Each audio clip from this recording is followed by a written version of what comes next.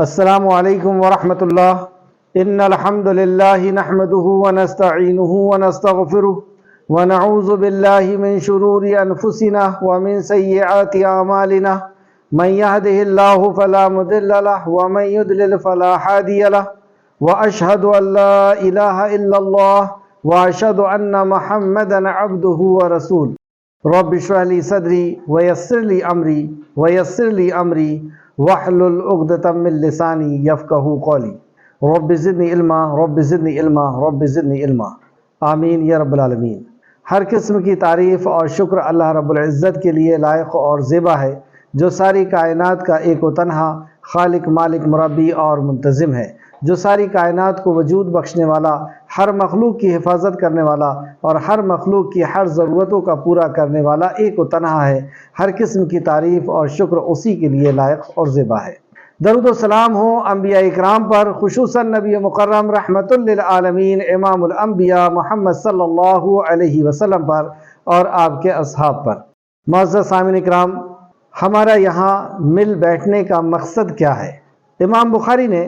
امام بخاری رحمۃ اللہ علیہ نے اپنی کتاب کا آغاز اسی حدیث سے کیا، انما الاعمال بالنیات، عمل کا دار و مدار نیت پر ہے، اور ہم ایک عظیم عمل کے لیے یہاں پر بیٹھے ہیں، جس عمل کا اللہ رب العزت نے سب سے پہلے حکم دیا، جس عمل کو رسول مکرم صلی اللہ علیہ وسلم کے ذریعے سے بتایا گیا کہ طلب العلم فریضۃ علی کل مسلم، کہ یہ فرض ہے ہر مسلمان پر، مرد ہو، عورت ہو، بوڑھا ہو، جوان ہو، بچہ ہو، ہر مسلمان پر اس علم کا حاصل کرنا فرض ہے۔ تو یہ ایک فرض ادا کرنے کے لیے ہم یہاں پر بیٹھے ہیں، علم کو حاصل کرنے کے لیے، اور اس میں ہماری نیت جو ہوگی اس مطابق ہمیں اس کا اجر ملے گا۔ اگر نیت اللہ کی رضا ہے تو اس کا اجر ملے گا۔ تو ہماری نیت کہ اللہ کی رضا، کامیابی دنیا و آخرت کی، ہمارا یہاں مل بیٹھنے کا مقصد اللہ کی رضا، کہ ہمارا رب ہم سے راضی ہو جائے، اور اللہ جب راضی ہوگا تبھی ہماری دنیا اور آخرت کامیاب ہوگی۔ اور اللہ کب راضی ہوگا؟ جب ہم اس کے حکموں پر چلیں گے، جب ہم اس کے حکموں کے مطابق چلیں گے۔ اور اللہ کا حکم کیسے معلوم ہوگا ہم کو کہ اللہ کا کیا حکم ہے؟ تو اللہ کے کلام کے ذریعے، نبی کریم صلی اللہ علیہ وسلم کے فرمان کے ذریعے سے ہمیں پتہ چلے گا۔ تو یہ مجلس اللہ رب العزت کی رضا معلوم کرنے کے لیے قرآن و حدیث کے ذریعے ہم لوگ یہاں پہ اکٹھا ہوئے ہیں، اور اس مجلس اللہ کے دین کو جاننے کی فضیلت اور اس مجلس کی فضیلت کے تعلق سے کہ یہ ایسی عظیم الشان مجلس ہے کہ فرشتے اس مجلس کو گھیر لیتے ہیں۔ نبی کریم صلی اللہ علیہ وسلم نے فرمایا کہ جس مجلس میں اللہ کا ذکر خیر ہوتا ہے اس مجلس کو فرشتے گھیر لیتے ہیں، ان کے اوپر سکینت نازل ہوتی ہے، اور اللہ اس مجلس میں بیٹھنے والوں کا ذکر ان سے بہتر مجلس میں کرتا ہے۔ یعنی اللہ کے پاس جو فرشتے ہیں ان کے بیچ میں اللہ رب العزت ان کا ذکر خیر کرتا ہے۔ تو اس وقت آپ کا اور میرا ذکر اللہ رب العزت اپنے فرشتوں کے بیچ میں کر رہا ہے۔ اس سے بڑی عظمت اور اس سے بڑی سعادت کی بات اور کیا ہو سکتی ہے؟ اس وقت سکینت اللہ کی طرف سے خاص رحمت نازل ہو رہی ہے، فرشتوں نے گھیرا ہوا ہے۔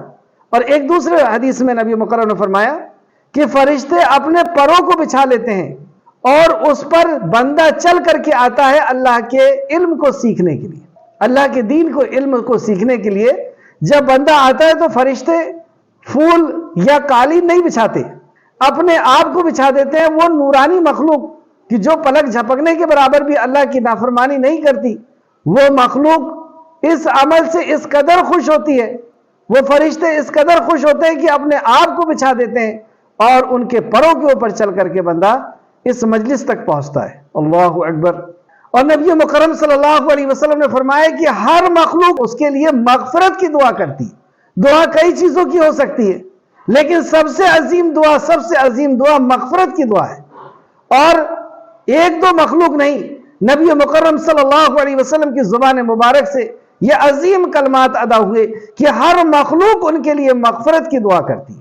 اب ہر مخلوق میں فرشتے بھی ہیں اور بھی دوسری مخلوقیں ہیں، جیسا کہ اگزامپل کے طور پر رسول مکرم نے فرمایا کہ یہاں تک کہ پانی کے اندر مچھلیاں اور بل کے اندر چیٹیاں اس کے لیے مغفرت کی دعا کرتی ہیں۔ یہ ایسا عظیم عمل ہے، اور اس عمل کو ہم کس طرح بچائیں؟ ہر عمل کو کس طرح بچایا جاتا ہے؟ عمل کی قبولیت کی شرائط کے ساتھ، اور عمل کی قبولیت ایمان کی حالت میں کہ ہاں ہم اپنے رب کا کلام پڑھ رہے ہیں، جس رب نے ہمیں اس دنیا میں پہنچایا ہے، جس رب نے ہمیں کان، آنکھ اور دل دیا ہے، جس رب نے ہمیں سورج، چاند، زمین اور آسمان عطا کیا ہے، اس رب کے کلام کو ہم پڑھ رہے ہیں، اس کے فرمان کو ہم پڑھ رہے ہیں۔ ایمان ہو ہمارا، یقین ہو اللہ رب العزت آخرت کے اوپر، فرشتوں کے اوپر، نبیوں کے اوپر۔ دوسرا اخلاص، کہ اللہ کی رضا۔ اس علم کو ہم اس لیے نہیں حاصل کر رہے کہ دوسروں میں ہمیں اپنے آپ کو بڑا ثابت کرنا ہے، ہماری گنتی علماء میں ہو جائے، ہماری گنتی بڑوں میں ہو جائے۔ ہم اس علم کو اس لیے حاصل کر رہے ہیں کہ ہم اپنے رب کی معرفت حاصل کر لیں، اس کے احکام و مسائل کو جان لیں، اس رب کی اوامر اور نواہی، جس چیز سے اس نے حکم دیا، جس چیز سے روکا، ہم جان لیں اور اس کے مطابق عمل کریں، تاکہ ہمارا خالق اور مالک ہم سے راضی ہو جائے۔ روح جب اس دنیا سے پرواز کرے تو ہم اللہ کے مطیع اور فرمانبردار ہوں، اس کے نافرمان نہ ہوں۔ اس نیت سے ہم پڑھیں کہ اللہ راضی ہو جائے، نہ ہی پیسے کی اس کے اندر نیت ہے، نہ ہی شہرت کی، نہ ہی عزت کی، اور نہ ہی کسی اور چیز کی۔ دوسرا اخلاص کے ساتھ ہم پڑھیں۔ اور تیسرا، ہر عمل کے لیے 3 شرط ہے۔ ایمان کی موجودگی میں اخلاص اور نبی کریم صلی اللہ علیہ وسلم کا طریقہ۔ تو ہم قرآن کو خود قرآن کی روح سے سیکھیں، قرآن کو نبی مکرم صلی اللہ علیہ وسلم کی احادیث کے ذریعے سے، اور جس طرح صحابہ نے سیکھا اور اپنے بعد والوں کو سکھایا یا بعد والوں نے سیکھا، اس طریقے سے ہم صحیح تفسیر کے حوالے سے ہم قرآن کی آیتوں کو سمجھیں، سیکھیں اور اس پر ایمان لائیں۔ اللہ رب العزت ہمیں ایمان لانے اور عمل کر کے لوگوں تک پہنچانے کی توفیق اور رفیق عطا فرمائے، آمین یا رب العالمین۔ آج انشاءاللہ تعالی سورہ انفال کی آیت نمبر 38 سے کلاس رہے گی۔ اللہ رب العزت سے دعا ہے کہ اللہ رب العزت ہمیں قرآن مقدس کو صحیح معنوں میں سمجھنے، اس پہ غور و فکر کرنے، ایمان لانے اور عمل کے ساتھ لوگوں تک پہنچانے کی توفیق عطا فرمائے، آمین یا رب العالمین۔ اعوذ باللہ من الشیطان الرجیم۔ اے اللہ، ہم تیری پناہ میں آتے ہیں شیطان سے۔ اے اللہ، تو شیطان کے مکر و فریب سے ہمیں بچا لے کہ وہ تیرے دین سے ہمیں دور کر دے، تیرے کلام سے ہمیں دور کر دے۔ بسم اللہ الرحمن الرحیم۔ اللہ کے نام سے جو رحمان اور رحیم ہے۔ اس عظیم کام کو ہم اللہ سبحانہ وتعالی کے نام سے شروع کرتے ہیں۔ لفظی ترجمے کے اوپر غور کریں۔ سورہ انفال آیت نمبر 38۔ قل کہہ دیجئے، للذین، ان کے لیے جنہوں نے، کفروا، کفر کیا، یعنی اے نبی مکرم آپ ان سے کہہ دیجئے جنہوں نے کفر کیا ہے۔ اب بتائیں، جنہوں نے کفر کیا یعنی اللہ کے احکامات کا انکار کیا، اللہ رب العزت کے وعدے کا یعنی مرنے کے بعد کی زندگی کا انکار کر دیا، کتاب کا انکار کر دیا، نبی کا انکار کر دیا، لیکن ان کو بھی آفر دیا جا رہا اللہ رب العزت کی طرف سے، ان کو بھی توبہ کی ترغیب دی جا رہی ہے اللہ کی طرف سے، اور وعدہ کیا جا رہا ان سے۔ کل کہہ دیجئے، للذین، ان کے لیے جنہوں نے کفروا، کفر کیا، ان اگر ینتہو، وہ باز آ جائیں، وہ رک جائیں اپنے کفر سے، اپنی نافرمانیوں سے، اللہ رب العزت کی نافرمانیوں سے، نبی کی نافرمانی سے، وہ رک جائیں شرک کرنے سے اور اپنی جان پر ظلم کرنے سے، لوگوں کے اوپر ظلم کرنے سے، ینتہو، وہ باز آ جائیں، یغفر، بخش دیے جائیں گے۔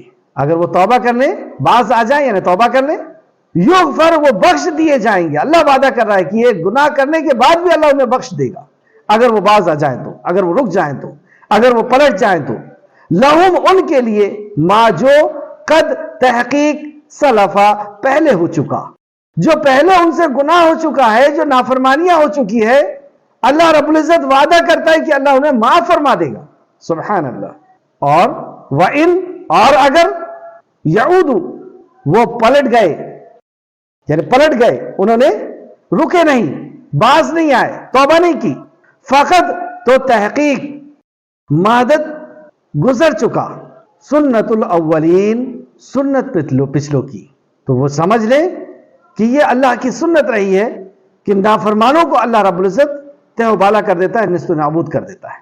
تو ایک طرف ان کو ترغیب دلائی گئی کہ وہ توبہ کر لیں تو اللہ معاف کرے گا، اور اگر وہ روگردانی کرتے ہیں تو یاد کر لیں اللہ کی سنت کو کہ اللہ رب العزت نافرمانوں کے ساتھ کیا کرتا ہے۔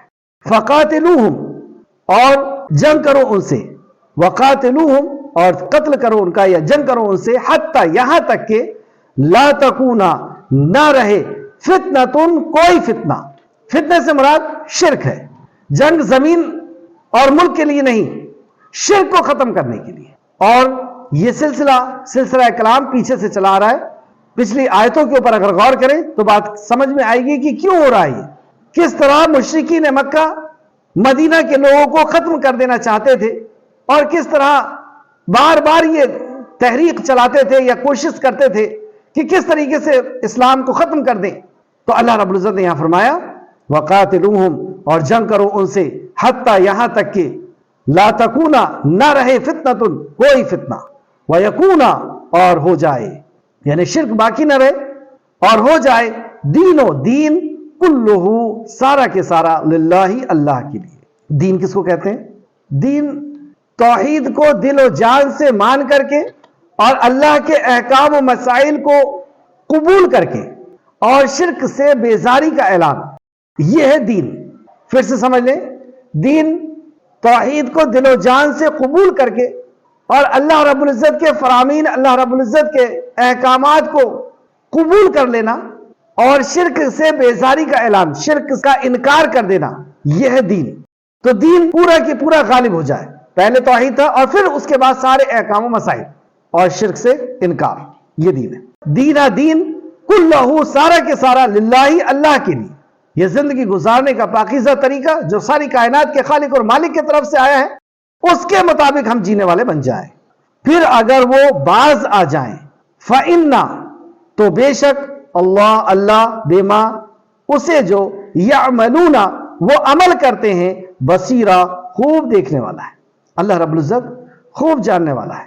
وَإِنْ، اور اگر تولوا، وہ منہ موڑ جائیں، فَعْلَمُوا، تو جان لو، ان اللہ، بے شک اللہ، مولاکم، مولا ہے تمہارا.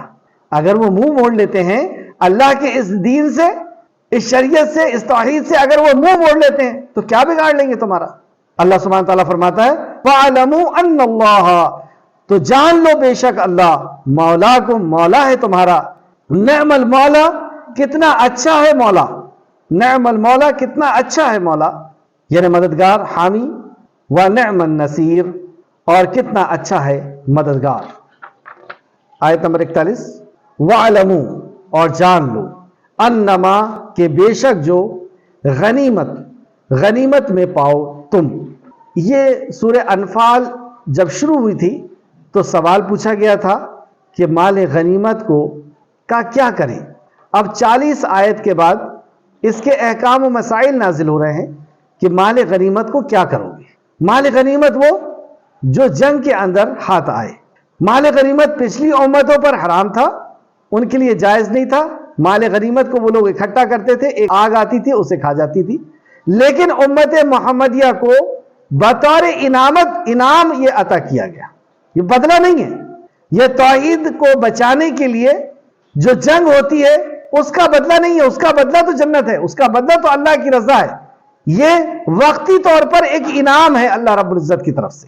تو جو سوال ہوا تھا اس کا جواب یہاں پہ 40 آیت کے بعد اللہ فرماتا ہے وَعْلَمُوا، اور جان لو، انما، کہ بے شک جو، غنیمت میں پاؤ تم، من شیئن، کوئی بھی چیز، جو غنیمت میں پاؤ تم، من شیئن، کوئی بھی چیز، یعنی وہ اونٹ کا بال ہی کیوں نہ ہو، وہ سوئی اور دھاگا ہی کیوں نہ ہو، وہ سب کا سب، من شیئن، کوئی بھی چیز، فَإِنَّمَا، تو بے شک، للہ، اللہ ہی کے لیے، خُمُسَہُ، 5واں حصہ اس کا، وَلِلرَّسُولِ، اور رسول کے لیے.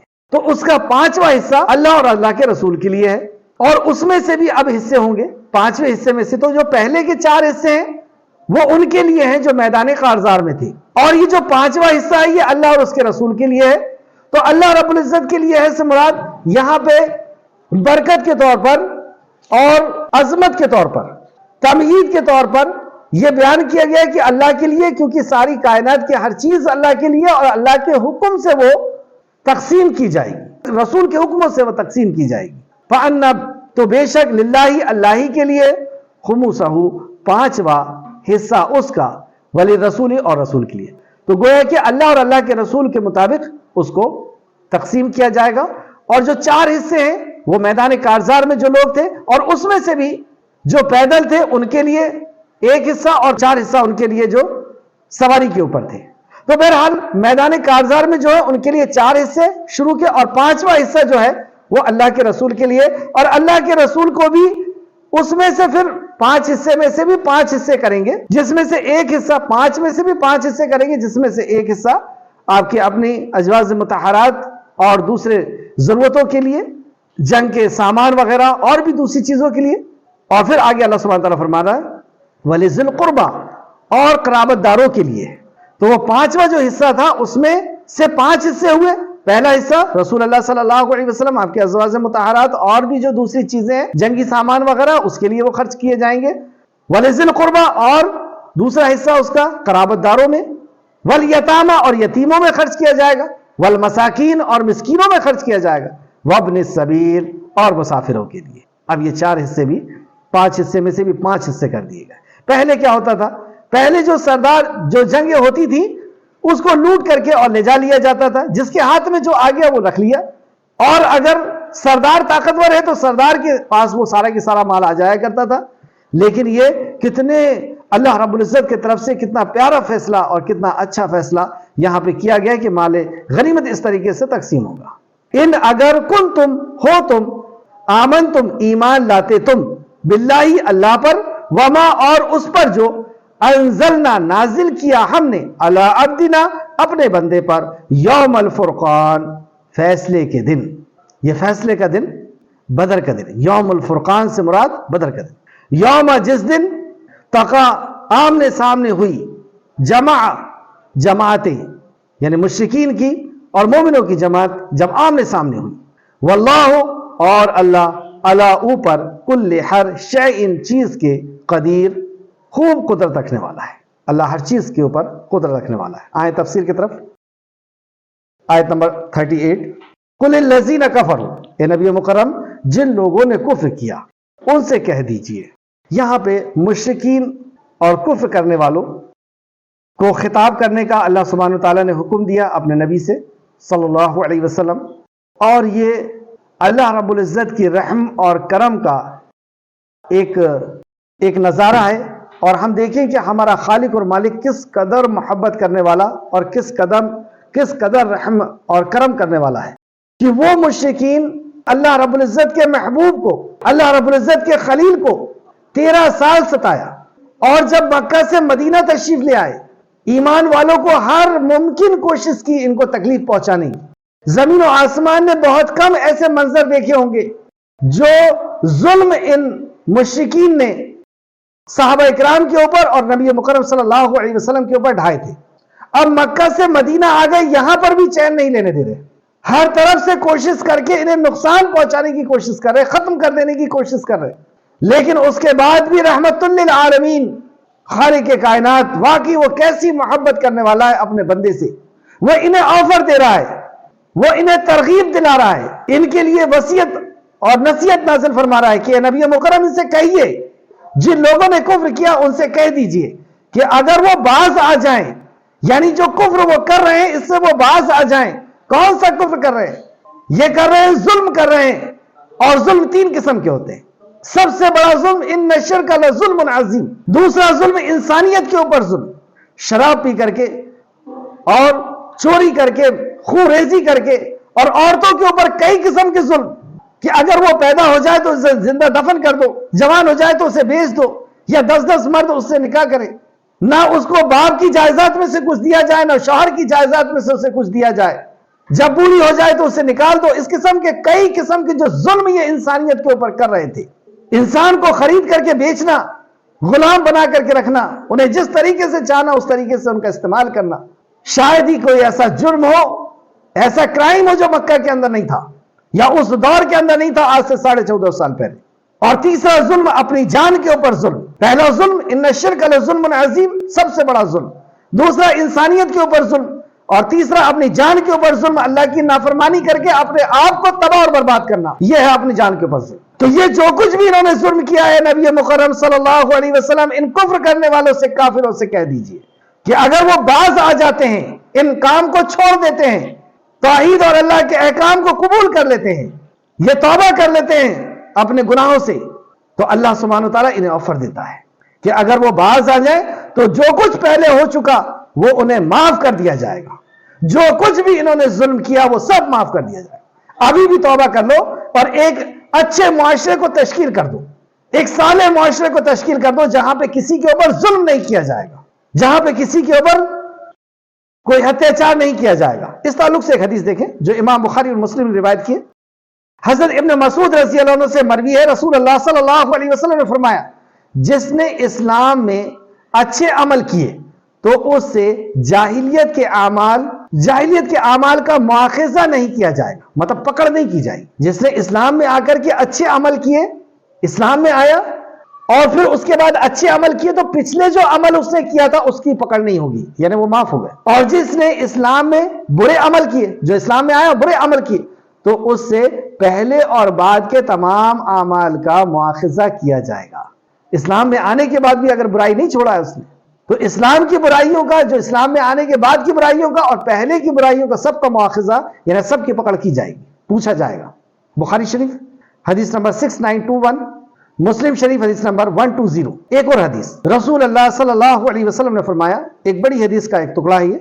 رسول اللہ صلی اللہ علیہ وسلم نے فرمایا, اسلام پہلے تمام گناہوں کو مٹا دیتا ہے. اللہ اکبر. جب بندہ توبہ کر لیتا ہے اور اقرار کرتا ہے اللہ رب العزت کی وحدانیت کا اور رسول مکرم صلی اللہ علیہ وسلم کی رسالت کا, تو اللہ رب العزت اس کے سارے گناہوں کو معاف فرما دیتا ہے. فرمایا رسول اللہ صلی اللہ علیہ وسلم نے, اسلام پہلے تمام گناہوں کو مٹا دیتا ہے, اور توبہ بھی پہلے تمام گناہوں کو مٹا دیتی ہے, اور توبہ بھی پہلے تمام گناہوں کو مٹا دیتا ہے. اور اسی طریقے سے حج مبرور بھی, جو حج قبول ہو جاتا ہے وہ بھی پچھلے گناہوں کو مٹا دیتا ہے. بخاری مسلم شریف حدیث نمبر 221, 121. واپس آئیں آیت کی طرف, آیت نمبر 38.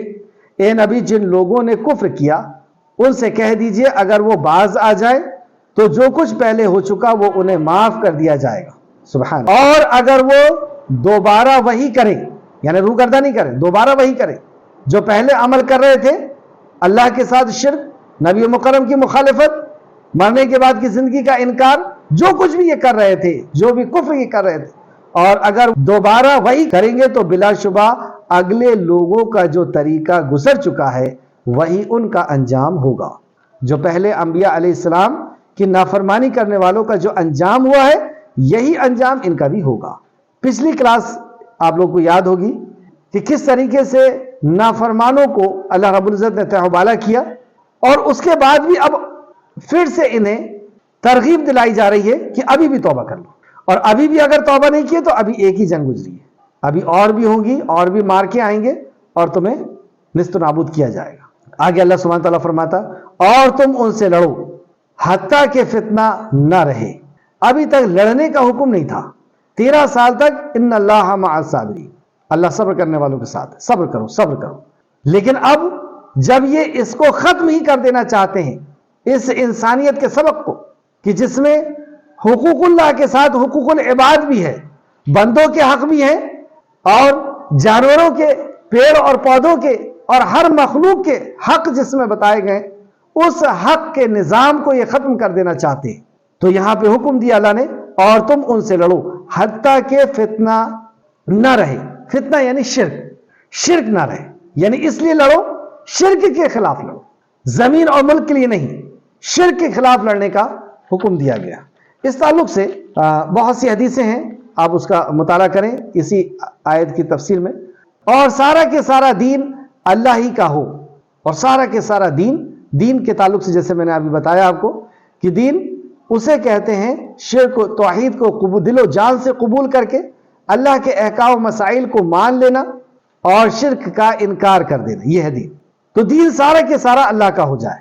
پھر اگر وہ یعنی جو کفر کرنے والے ہیں باز آ جائیں تو بے شک اللہ ان کے کاموں کو خوب دیکھنے والا ہے. اگر وہ شرک سے توبہ کر لیتے تو اللہ ان کے کاموں کو خوب دیکھنے والا ہے. آیت نمبر 38 میں آپ نے دیکھا کہ دونوں بات بتائی گئی. اگر وہ انہیں ترغیب دلائی گئی کہ اگر وہ توبہ کرتے ہیں تو ان کی توبہ قبول کی جائے گی, ان کے سارے گناہوں کو معاف کر دیا جائے گا, اور نہیں کیے توبہ اور اپنے ہی عمل پر رہے تو ان کے ساتھ بھی وہی ہوگا جو پچھلی امتوں کے ساتھ ہوا تھا. اب پھر سے یہاں پہ ان کو ترغیب دلائی جا رہی ہے, اور تم ان سے لڑو حالانکہ فتنہ ختم ہو جائے اور سارے کی ساری دین اللہ ہی کے لیے ہو جائے. پھر اگر وہ اس کے باوجود بھی اگر وہ لڑنے کے باوجود بھی اگر وہ توبہ کرتے ہیں یا پہلے توبہ کرتے ہیں یا اس وقت توبہ کر لیتے ہیں، پھر اگر وہ باز آ جائیں تو بے شک اللہ ان کے کاموں کو خوب دیکھنے والا ہے۔ اگر وہ اس وقت بھی توبہ کر لیتے ہیں تو اللہ ان کے کاموں کو خوب دیکھنے والا ہے۔ یہاں تک کہ میدان کارزار میں مشرک کا سامنا صحابی سے ہوا اور اس کی جو تلوار چھوٹ گئی، لیکن اس کے بعد انہوں نے ہاتھ اوپر کر کے کلمہ پڑھ لیا۔ تو اس وقت بھی نبی مکرم صلی اللہ علیہ وسلم نے ترغیب دلائی اپنے صحابہ کو۔ جب صحابہ نے یہ کہا کہ یا رسول اللہ اس نے میری تلوار کے ڈر سے کلمہ پڑھ لیا تھا، رسول اللہ نے ڈانٹ دیا، کہا کہ کیا تم نے اس کے دل کے اندر جا کر کے دیکھا تھا؟ کیا تم نے اس کے دل کے اندر جا کر کے دیکھا تھا؟ کیا تم نے اس کے دل کے اندر جا کر کے دیکھا تھا؟ تو پتہ یہ چلا کہ اگر کوئی کسی بھی حالت میں اگر وہ قبول کر لیتا، دل اللہ رب العزت جانتا ہے، ہم ظاہر پر فتویٰ لگائیں گے، ہم ظاہر پر فیصلہ دیں گے۔ تو کسی بھی حالت میں اگر کوئی اللہ کی توحید کو قبول کر لیتا ہے، رسالت کو قبول کر لیتا ہے، تو اس کا معاملہ اللہ کے سپرد ہے۔ تو یہاں فرمایا پھر اگر وہ یعنی مشرکین باز آ جائے، توبہ کر لیتے ہیں، شرک سے توبہ کر لیتے ہیں، کلمہ پڑھتے ہیں، باز آ جائیں تو بے شک اللہ ان کے کاموں کو خوب دیکھنے والا، اللہ دیکھنے والا۔ آیت نمبر 40، اور اگر وہ پھریں تو جان لو، اور اگر وہ اس کے باوجود بھی پھر جاتے ہیں، شرک اور کفر پر ہی ڈٹے رہتے ہیں، تو اللہ فرماتا ہے ان اللہ مولاکم نعم المولا و نعم النصیر، تو جان لو یقیناً اللہ ہی تمہارا کارساز ہے اور وہ بہترین کارساز اور بہترین مددگار ہے۔ اگر یہ پھر بھی توبہ نہیں کرتے ہیں، کفر پہ اڑے رہتے ہیں، وہی سب نافرمانیاں کرتے ہیں، تو یہ کیا بگاڑ لیں گے؟ یہ اللہ کا بھی کچھ نہیں بگاڑ سکتے اور تمہارا بھی کچھ نہیں بگاڑ سکتے۔ یہ پورے کے پورے مکہ والے اور ان کے ساتھی جتنے آ جائیں یہ، اور یہ سب کے سب اس روشنی کو بجھانا چاہیں۔ دوسرے مقام پہ اللہ نے فرمایا کہ یہ اللہ کے نور کو اپنے پھونک سے بجھانا چاہتے ہیں۔ سبحان اللہ، انداز دیکھیں آپ کہ پوری دنیا اس شمع کو، اس توحید کی شمع جو نبی مکرم لے کر کے اٹھے ہیں، پوری دنیا اس کو مٹا دینا چاہتی ہے، اور پوری دنیا کی طاقت کو اللہ سبحانہ تعالیٰ نے کیا کہا کہ یہ میرے نور کو اپنی پھونک سے بجھانا چاہتے ہیں۔ اللہ نے ان کی پوری طاقت کو پھونک کہہ دیا، کچھ نہیں۔ تو اگر یہ پھر جاتے ہیں، توبہ نہیں کرتے ہیں، اپنے اعمال سے رجوع نہیں کرتے ہیں، جو انسانیت کے اوپر ظلم کر رہے ہیں اس ظلم کو نہیں چھوڑتے۔ کیا تھا یہودیوں کا عمل؟ یہودیوں کا عمل بیاج کا کاروبار، سود کا کاروبار، پوری دنیا سے سود وصول کرنا، یعنی غریبوں کا خون چوسنا۔ اور برعکس مسلمانوں کے لیے کہا گیا کہ تم اپنا مال کا 2.5% ان کو دو، ان سے لے کر کے اور سود لینا یہ تو بہت دور کی بات ہے، ان کی مدد کرو، اور جب ان کو دو تو انہیں احسان بھی نہ جتاؤ، اگر احسان جتاؤ گے تو تمہارا دیا ہوا مال بیکار ہو جائے گا۔ یہ اسلام کی تعلیم تھی، اور یہ نظام ان کا جو سودی نظام تھا، اور اس کے بعد جو بڑا قبیلہ ہوتا وہ چھوٹے کو ختم کر دیتا، جو بڑی طاقت ہوتی وہ چھوٹی طاقتوں کو ختم کر دیتی، بچوں کو مار ڈالتی، یتیم بنا دیتی، عورتوں کو بے یار و مددگار چھوڑ دیتی۔ تو اگر یہ واپس اپنی ہی روش پہ رہتے ہیں تو اللہ سبحانہ وتعالیٰ نے مومنوں کے لیے فرمایا ان اللہ مولاکم، تمہارا مولا، تمہارا کارساز، تمہارا حامی اور مددگار اللہ ہے، نعم المولا و نعم الوکیل، اور وہ بہترین کارساز ہے اور بہترین مددگار۔ تو اللہ رب العزت مددگار ہے، اس کی مدد ضرور آتی ہے، لیکن کب اور کس پر؟ اللہ سبحانہ تعالیٰ نے اس کے اصول بتائے، وَلَا تَهِنُوا وَلَا تَحْزَنُوا، تم ڈرو نہیں، تم گھبراؤ نہیں، تم ہی سربلند رہو گے۔ کون وعدہ کرتا ہے؟ اللہ سبحانہ تعالیٰ، لیکن کب؟ ان کنتم مومنین، جب تم مومن بن جاؤ، ورنہ اس مصیبت اور آزمائشوں سے کوئی نہیں بچا سکتا۔ اللہ نے دوسرے مقام پہ فرمایا کیا میں اپنے بندوں کے لیے کافی نہیں ہوں؟ ان ظالموں کے ظلم کو ختم کرنے کے لیے کیا اللہ سبحانہ تعالیٰ کافی نہیں ہے؟ اصل میں بگاڑ ہماری ہی طرف سے ہے کہ ہماری کوتاہیوں کی وجہ سے، اور جو ظلم کر رہا ہے اسے بھی یہ سمجھنا چاہیے کہ جس بندے کے اوپر، جن لوگوں کے اوپر وہ ظلم کر رہے ہیں وہ اللہ کے بندے ہیں، اللہ انہیں کئی ماؤں سے زیادہ محبت کرتا ہے، ان کا قتل عام اللہ رب العزت ایسے معاف کرنے والا نہیں ہے۔ جب اس کا حکم آئے گا، اور اس کا حکم ہر صدیوں میں آیا ہے، اور ہر صدی میں یہ تیو بالا ہوئے ہیں، ہر صدی میں یہ پٹے، اور ذلت اور مسکنت ان کے اوپر ڈالی گئی ہے۔ بس اس وقت ہمارے لیے یہ ضروری ہے کہ ہم خالص ہو کر کے اللہ سبحانہ تعالیٰ کے سامنے جھک جائیں، اس سے رجوع کر لیں، اس سے اپنے توبہ اور استغفار کر لیں، اور اللہ کی مدد اپنے لیے شامل حال کروا لیں، اس کی توجہ اپنے طرف کرانے کے لیے اس کے سامنے اپنے گناہوں کو لے کر کے اور حاضر ہونا ہوگا اور توبہ کرنی ہوگی۔ وہ اکیلے، اور اس کی ذات تو وہ ذات ہے کہ کن کہہ کر کے وہ ساری کائنات کے فیصلے فرماتا ہے، منٹوں کے اندر وہ تختوں کو پلٹتا ہے بڑی بڑی حکومتوں کے۔ اور تاریخ کو اگر آپ دیکھیں ہسٹری کا اگر آپ مطالعہ کریں تو آپ دیکھیں گے کہ لگتا ہے ایسا کہ بہت بڑی طاقت ہے، بہت بڑی طاقت ہے، لیکن جب اللہ کا فیصلہ آتا ہے تو اس کے فیصلے کے سامنے ہر وقت ہر ساری مخلوق کو گھٹنے ٹیکنا پڑا ہے۔ اس کے فیصلے کے اوپر کسی کا فیصلہ اور کسی کا حکم نہیں چلنے والا۔ ہمیں اپنے آپ کو صحیح کرنا ہوگا۔ آگے سبحانہ وتعالیٰ فرماتا ہے اور اگر وہ پھرے تو جان لو یقیناً اللہ ہی تمہارا کارساز ہے اور وہ بہترین کارساز اور بہترین مددگار۔ آیت نمبر 41 وَاعْلَمُوا أَنَّمَا غَنِيمَةٌ مِّن شَيْءٍ، وہ یعنی مسلمانوں اور مسلمان جان لو کہ تم جو کچھ بھی مال غنیمت حاصل کرو۔ مال غنیمت کے تعلق سے سورہ انفال کے شروع میں سوال کیا گیا کہ مال غنیمت کا کیا کرے۔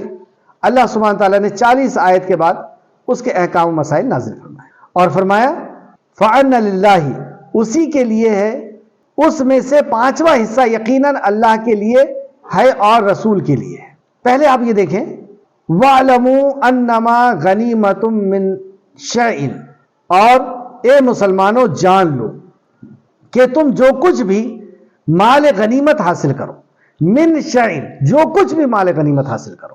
تفسیر، سورت کے شروع میں انفال کو اللہ اور اس کے رسول کے ملکیت قرار دیا گیا تھا۔ اب غنیمت کی تقسیم کا طریقہ بیان ہو رہا ہے۔ من شیء یعنی مال غنیمت سے جو کچھ بھی حاصل ہو، اس کا مطلب یہ ہے کہ کوئی بھی چیز بڑی سے بڑی ہو یا چھوٹی سے چھوٹی، کوئی شخص اپنے پاس نہیں رکھ سکتا۔ مال غنیمت کا کوئی حصہ چھوٹے سے چھوٹا اور بڑے سے بڑا اپنے پاس نہیں رکھ سکتا۔ رسول اللہ صلی اللہ علیہ وسلم کے فرمان کے مطابق سوئی اور سوئی کا دھاگا، حتیٰ کہ دھاگا اور اونٹ اور اون کے گچھا تک جمع کر کے نہیں رکھ سکتا۔ اتنی چھوٹی سی بھی چیز ہوگی تو اسے مال غنیمت میں اکٹھا کرنا ہو، اگر رکھے گا تو وہ غلو یعنی خیانت شمار کی جائے گی۔ یہ امانت ہے اور یہ امانت میں خیانت شمار کی جائے گی، جس کی وعید سورہ آل عمران آیت نمبر 161 میں اللہ سبحانہ تعالیٰ نے فرمائی۔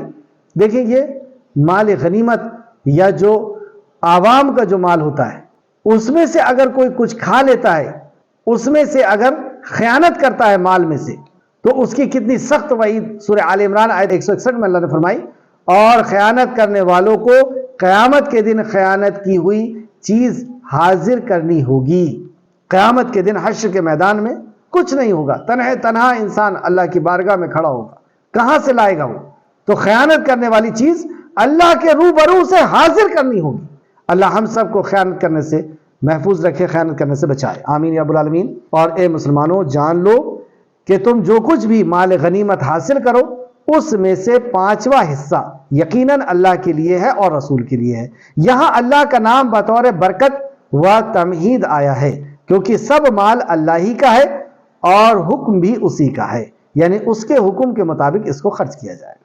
تو 5واں حصہ یہاں کہا گیا، تو 4 حصے تقسیم کیے جائیں گے جنہوں نے جنگ کی، اور جو 4 حصے ان میں تقسیم کیے جائیں گے تو اس میں سے بھی جو پیدل تھے ان کا الگ حصہ ہوگا اور جو سواری پہ تھے ان کا الگ حصہ ہوگا۔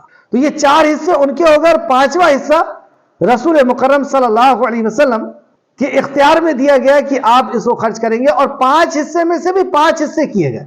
پھر سے سمجھ لیں، پہلے جو مال غنیمت آیا اس کے 5 حصے کیے گئے، اور 5 حصے میں سے 4 حصے ان لوگوں کو دیے جائیں گے جو میدان کارزار میں تھے، جو ظالموں کا مقابلہ کر رہے تھے ظلم کو روکنے کے لیے۔ 4 حصے ان کو، اب ایک حصہ جو بچا ہے اس کے 5 حصے کیے گئے، اور اس 5 حصے میں سے بھی پہلا حصہ نبی مکرم صلی اللہ علیہ وسلم، آپ کے ازواج مطہرات اور بھی جو دوسرے اخراجات اور جو ضرورتیں ہوا کرتی تھی، نبی مکرم صلی اللہ علیہ وسلم اپنے صحابہ کے اوپر اور جنگی سامان کے اوپر خرچ کیا کرتے تھے۔ اور اس کے بعد اللہ سبحانہ تعالیٰ نے فرمایا اور اس کے رشتہ داروں وَلِذِی الْقُرْبَى، اور ان کے قرابت داروں، رشتہ داروں، یعنی نبی مکرم صلی اللہ علیہ وسلم کے رشتہ دار جو مکہ سے مدینہ ہجرت کر کے آئے تھے، وَالْیَتِیمَ، اور یتیموں کا حصہ بھی اس میں سے ہوگا، والمساکین، اور مسکین کا حصہ بھی اس میں ہوگا، وابن السبیل، اور مسافر کا بھی حصہ اس میں ہوگا۔ تو 5 حصے کیے گئے، 4 حصے میدان کارزار مجاہد تھے ان کو دیے گئے، اور 5واں حصے کے 5 حصے، اس میں سے پہلے حصہ نبی مکرم، آپ کے ازواج مطہرات اور بھی جو اخراجات ہیں، کام ہے، اور جو 4 حصے بچے اس میں سے پہلا حصہ، 5 حصے میں سے دوسرا حصہ آپ کے قرابت داروں کو اور یتیموں کو، مسکینوں کو، وابن السبیل اور مسافر کو۔ اگر تم اللہ پر ایمان لائے ہو اور اس پر جو ہم نے اپنے بندے پر فیصلے کے دن اتارا ہے۔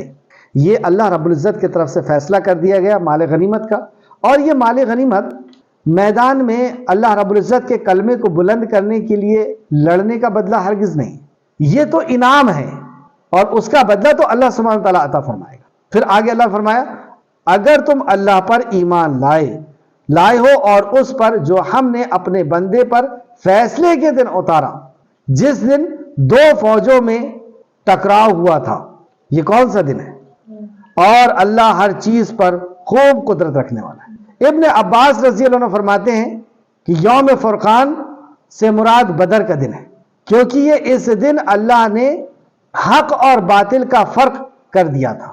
حق یعنی توحید اور باطل شرک، تو توحید اور شرک کے بیچ میں اللہ سبحانہ تعالیٰ نے یوم فرقان اس دن فیصلہ فرما دیا کہ توحید ہی غالب آئے گی اور شرک کو ختم ہونا ہے۔ جاء الحق وزهق الباطل ان الباطل کان زہوقا۔ یہ 2 ہجری کا عظیم الشان گھڑی تھی، 2 ہجری اور 17 رمضان، آیت نمبر 42۔ جبکہ تم میدان میں اللہ رب العزت نے کس تدبیر کے تحت صحابہ اکرام کو اور مشرکین کو اکٹھا کیا اس کا ذکر، یعنی بدر کا دن جو تھا وہ پری پلان نہیں تھا، نہ مکہ والوں کی طرف سے اور نہ مدینہ والوں کی طرف سے، نہ مشرکین کی طرف سے اور نہ صحابہ کی طرف سے۔ یہ تو اللہ نے ایک تدبیر طے کی اور حق اور باطل کو آمنے سامنے لا کر کے اور پوری دنیا کو اللہ سبحانہ تعالیٰ نے دکھا دیا کہ حق کیسا غالب آتا ہے۔ اللہ فرماتا ہے جبکہ تم قریب والے کنارے پر تھی، یعنی مدینہ کے قریب تھے، یہاں پہ صحابہ سے مخاطب ہے اللہ سبحانہ تعالیٰ کہ تم قریب والے کنارے پر تھے، یعنی مدینہ سے قریب علاقے میں بدر کے طرف تم تھے، بدر میں تھے لیکن مدینہ کے رخ پہ قریب تک تھے، اور وہ یعنی کفار مشرکین دور والے کنارے پر تھے، اور وہ مشرکین دور والے کنارے پر تھے، یعنی وہ مدینہ کے طرف سے اور میدان بدر کی طرف تھے، دور والے کنارے پر تھے، اور قافلہ تم سے بہت نیچے۔ قافلے سے مراد یہ حضرت ابو سفیان رضی اللہ عنہ کا جو قافلہ تھا، اس ٹائم انہوں نے اسلام قبول نہیں کیا تھا، تو ابو سفیان کی قیادت میں جب یہ قافلہ شام کی طرف جا رہا تھا، اور پھر وہ قافلے کے بارے میں اللہ نے فرمایا اور قریش کا تجارتی قافلہ تم سے بہت نیچے، یعنی بحر قلزم کے طرف تھا، یہ بحر قلزم کی طرف تھا۔ یہ 3 جو گروہ ہے اس کا اللہ رب العزت نے یہاں پہ ایک نقشہ کھینچا کہ وہ اس طریقے سے دور دور پر تھے۔ اور اگر تم دونوں فریق جگہ کے لیے آپس میں وعدہ کرتے تو مقررہ وقت پر ضرور اختلاف کرتے۔ اگر یہ پہلے سے طے ہوتا مشرکین کی طرف سے اور ان کے طرف سے کہ اس دن فلاں جگہ فلاں مقام پر حاضر ہونا ہے، تو ضرور اختلاف ہوتا۔ وہ لوگ بھی کہتے یا ان کے طرف سے کہتے، عوام کی کمی اور ذاتی کی وجہ سے یا کسی اور وجہ سے اختلاف ہوتا اور وہاں پہ حاضر ہونے سے رکتے۔ لیکن اللہ رب العزت نے ایک ایسا حالات کو جو ہے سازگار کیا، ایک ایسے حالات کو کریٹ کیا کہ یہ سب کے سب وہاں پہ حاضر ہو گئے، تو اسی کا اللہ نے ذکر کیا۔ اور اگر تم دونوں فریق جنگ کے لیے آپس میں وعدہ کرتے تو مقررہ وقت پر ضرور اختلاف کرتے، یعنی وہاں جانے سے اختلاف ہوتا تمہارے۔ اور لیکن ہوا یہ کہ دونوں گروہ آمنے سامنے آ گئے تاکہ اللہ اس کام کو پورا کر دے جو ہونے والا تھا۔ اللہ رب العزت نے یہ تدبیر کیوں کی؟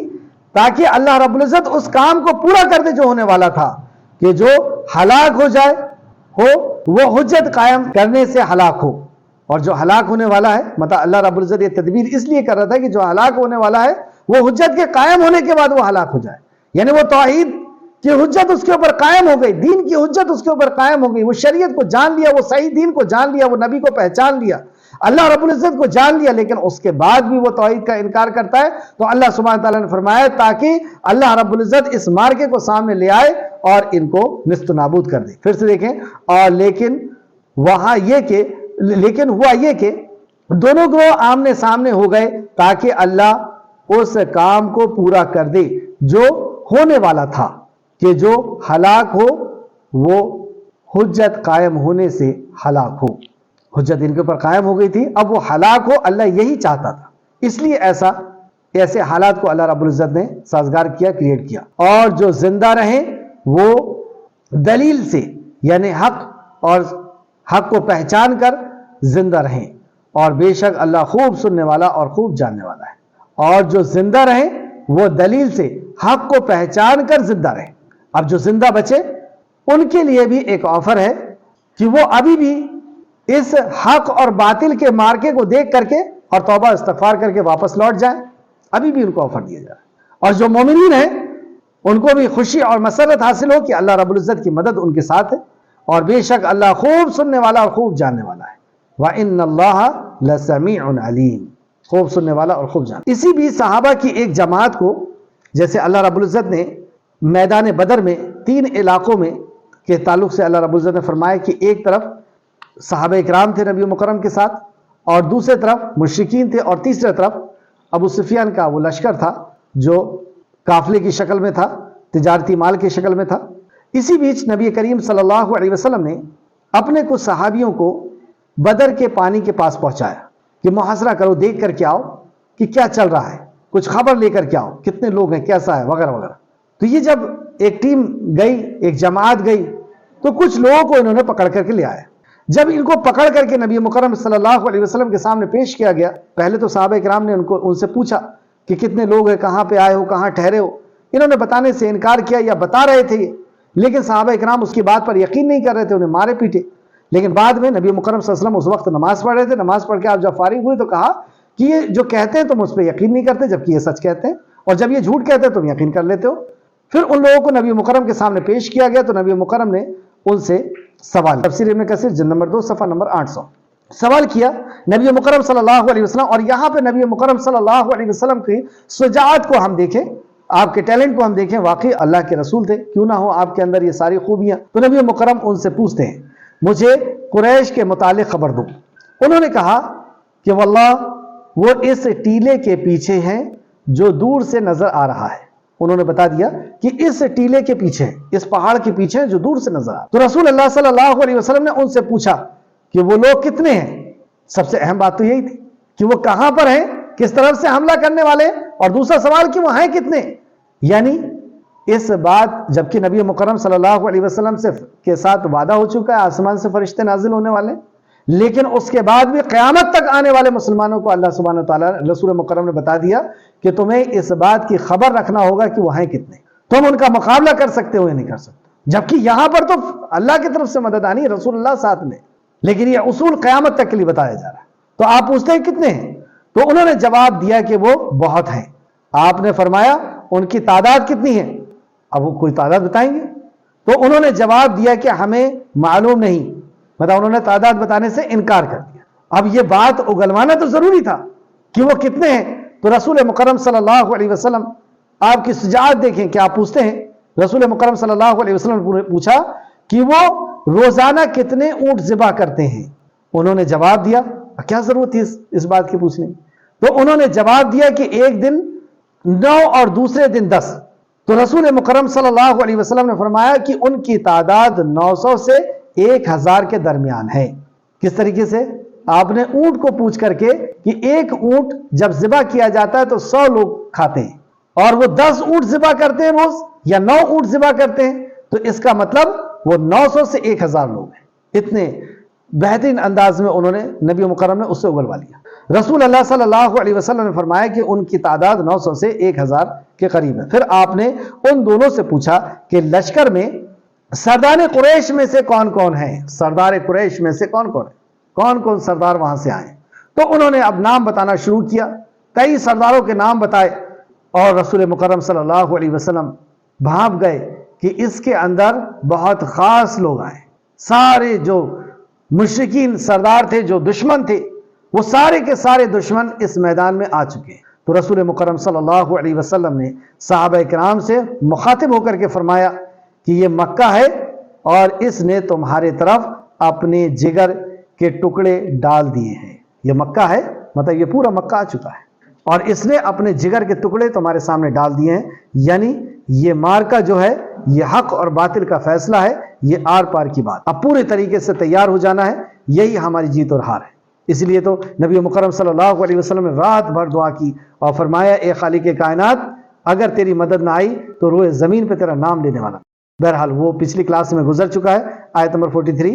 اے نبی یاد کریے جب اللہ نے آپ کو خواب میں آپ کو ان کی تعداد کم دکھائی اور اگر وہ آپ کو ان کی تعداد زیادہ دکھاتا تو تم ضرور ہمت ہار جاتے. تم ضرور ہمت ہار جاتے. دکھایا اللہ کے رسول کو، یعنی اللہ نے اللہ کے نبی کو دکھایا اور نبی نے صحابہ کو بتایا کہ ان کی تعداد کم ہے. کیوں ایسی دکھایا اللہ سبحانہ تعالیٰ نے؟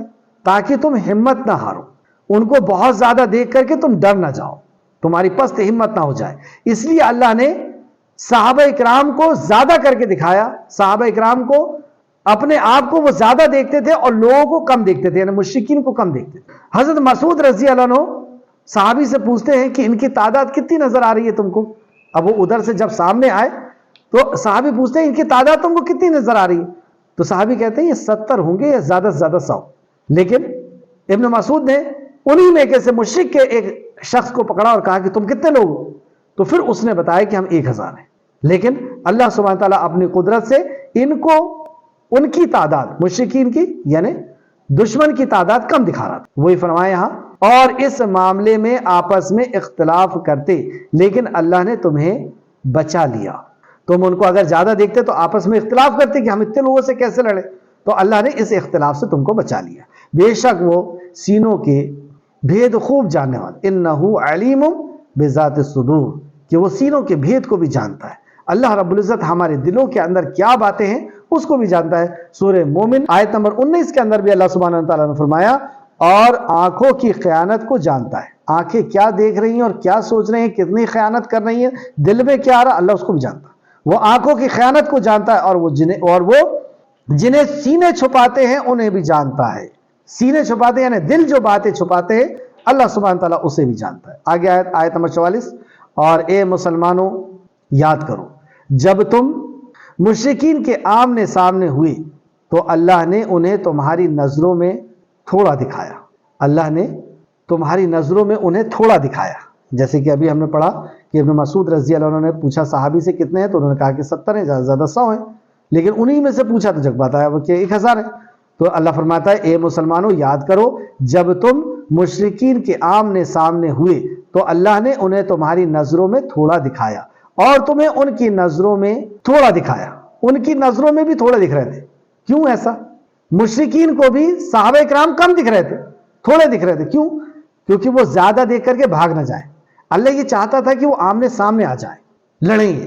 اور جب جیسی لڑائی شروع ہوئی تو سورہ آل عمران کی آیت نمبر 13 میں اللہ رب العزت نے فرمایا کہ جب لڑائی شروع ہو گئی تو یہ زیادہ دکھنے لگے. مطلب مشرکین کو مومن بہت زیادہ دکھنے لگے. جیسے کہ سورہ آل عمران آیت نمبر 13 دیکھیں آپ.